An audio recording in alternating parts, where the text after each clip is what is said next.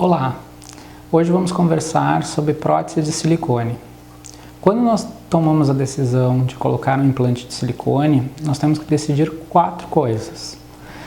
A primeira delas é o volume de prótese mais adequado para cada tipo de paciente.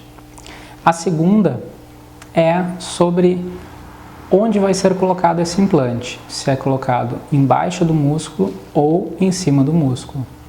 A terceira coisa é a incisão que a gente vai utilizar para implantar essa prótese. E a quarta coisa é se o tipo de prótese que a gente escolheu ele é de perfil alto ou super alto. Bom, vamos ver detalhadamente cada uma delas. O volume de prótese adequado para cada paciente depende de a quantidade de pele que ela tem, que comporte esse determinado número de prótese.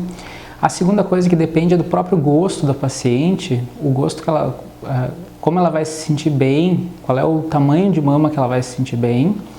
A terceiro fator é o tamanho do tórax dessa paciente.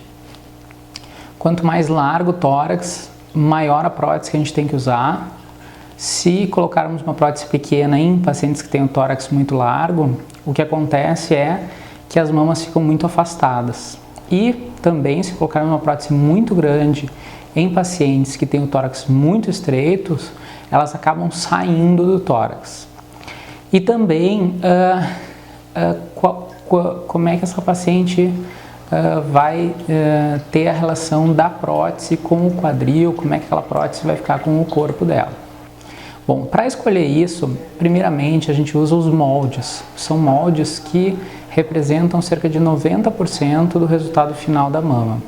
É calculada a mama da paciente, a quantidade de glândula que ela já tem, e somado a isso a prótese. Por quê? Porque na verdade o volume final da prótese de silicone é a quantidade de mama que a paciente já tem, mais a prótese que vai ser colocada. Por isso que existem casos de pacientes que colocam próteses pequenas e ficam com peito grande, porque já tinham bastante glândula e se soma esse volume que foi colocado. Então, esses fatores são importantes para a gente definir a quantidade de prótese que vai colocar. Quando a paciente põe esse molde, se olha no espelho, se acha adequado, se calcula mais ou menos o tamanho do tórax da paciente e se vê a quantidade de pele, se dá uma estimativa se aquele tamanho que ela gostou vai caber ou não vai caber. Isso é aproximado, porque só realmente na hora da cirurgia que a gente vai poder decidir. Bom, outro fator importante é se a prótese vai ser colocada acima da musculatura ou abaixo da musculatura da paciente. Bom, normalmente não é necessário colocar a prótese abaixo da musculatura. Por quê? Porque a necessidade de colocar a prótese abaixo da musculatura vem do fato da quantidade de gordura que a paciente tem embaixo da pele ser muito pequena. Então, quando a gente tem uma paciente que é muito magra, que está abaixo do peso, a gente tem que colocar essa prótese por debaixo do músculo, para a prótese não ficar tão marcada, para as bordas da prótese não aparecerem tanto. Quando a paciente tem uma gordura corporal normal, isso é, tem mais ou menos 2 centímetros de prega cutânea, o que é isso? Quando a gente pega a quantidade de pele que forma entre um dedo e outro é de 2 centímetros ou mais, não existe a necessidade de colocar essa prótese embaixo do músculo. Mas, se a paciente preferir colocar embaixo do músculo, pode ser colocada. Quais são as vantagens e desvantagens de colocar a prótese acima ou abaixo do músculo? Bom, quando nós colocamos a prótese abaixo do músculo, existe mais dor devido ao estiramento, ao alongamento que aquele músculo tem que ter para comportar aquela prótese. Além disso, como o músculo faz um certo movimento, quando a gente movimenta os braços, existe uma chance maior de deslocamento dessa prótese, principalmente para cima, porque o músculo ele é mais forte na parte de baixo e ele pode empurrar a prótese para cima, principalmente em caso de próteses pequenas. Quais são as vantagens de colocar embaixo do músculo? A primeira a gente já falou, que é quando a paciente é muito magra, essa é a principal vantagem. E a segunda vantagem é que teoricamente a prótese ficaria mais firme, mais posicionada de uma maneira em que ela fosse ceder ou ceder menos com a ação da gravidade. Isso é verdade. A prótese ela vai ficar mais presa naquela região onde ela for colocada. Porém, a mama que está à frente dessa prótese, ela vai cair igual. E com o passar do tempo, o que acontece? A prótese fica presa e a mama pode cair, que é uma coisa que a gente chama de dupla bolha, que é uma prótese acima e a mama abaixo. Isso não acontece quando a gente coloca a prótese abaixo da glândula. Por quê? Porque a prótese e a glândula começam a cair de uma maneira igual, uniforme. Então as duas começam a sofrer a ação da gravidade juntas. Então o caimento fica de aspecto mais natural com o tempo.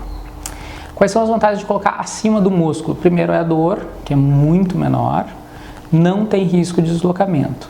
Porém, pacientes que têm a pele muito frágil, é indicado colocar a prótese não simplesmente atrás da glândula só, mas a gente levanta uma camada, que é uma película que recobre o músculo, chamada de fáscia.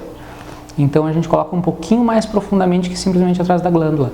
A gente levanta essa película e coloca de uma terceira maneira, que é chamada de subfacial, que é um método mais moderno de colocação dessa prótese, e ele agrega a vantagem de deixar a mama mais firme, mais resistente à ação da gravidade, porém sem a dor e sem o risco de deslocamento que colocar embaixo do músculo gera.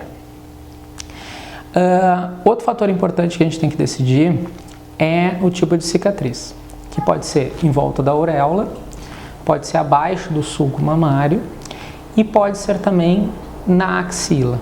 Bom, existem alguns outros métodos, que é pelo umbigo ou através da abdominoplastia. Bom, dos outros métodos, a via axilar é uma via muito boa desde que a gente use próteses pequenas.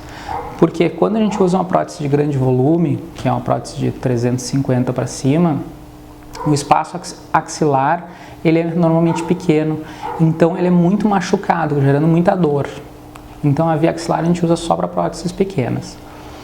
E as outras duas vias que sobraram, que é a periaureolar, se a paciente tiver uma auréola de tamanho adequado, que possa fazer incisão, uma via excelente, e a via do sulco mamário, que é da dobra da mama, que também são vias boas. Ainda existe uma pequena vantagem de colocar a prótese pelo sulco da mama, porque a gente não precisa cortar a glândula ao meio, porque os ductos mamários sempre têm uma pequena quantidade de bactérias, então a gente fica com um pouco de receio de levar essas bactérias dos ductos mamários que a gente corta quando a gente coloca a prótese pela auréola. Isso está descrito em vários estudos, dizendo que aumenta um pouquinho a chance de infecção quando a gente atravessa esses ductos mamários. E a outra fator que a gente tem que decidir é o perfil da prótese, né? Se é uma prótese alta e super alta. Qual é a diferença das duas? A prótese de perfil alto é uma prótese que ela tem uma projeção para frente menor, então, portanto, ela é mais larga. Então, é uma prótese mais larga e menos projetada. Ela é usada mais para pacientes que têm tórax largo. Para pacientes que têm tórax estreitos, a gente usa uma prótese mais estreita e mais projetada para frente, que é a prótese de perfil super alto. Isso é melhor visualizado na hora da cirurgia mesmo pelo cirurgião, mas normalmente pacientes que têm tórax estreito e querem uma prótese de volume grande, a gente prefere usar o que o volume se projete mais para frente do que para os lados. Isso são coisas bastante simples assim de falar, mas na hora da consulta a gente consegue visualizar que a escolha da prótese, principalmente do seu tamanho, é a parte mais difícil. E por isso tem que ter sempre o cirurgião do lado orientando esses detalhes de o que fica melhor em relação ao quadril, em relação ao tórax. Então, isso tudo visto na cirurgia é a parte mais importante, é onde a gente pode chegar mais próximo do sucesso da cirurgia, é tentando entender o que a paciente quer e vendo se o que ela quer é compatível com o corpo dela. Se vocês tiverem alguma dúvida que não foi falada nesse vídeo, vocês podem enviar um comentário, um e-mail, que a gente responde por e-mail, ou pode fazer um novo vídeo somente com essas dúvidas. Muito obrigado!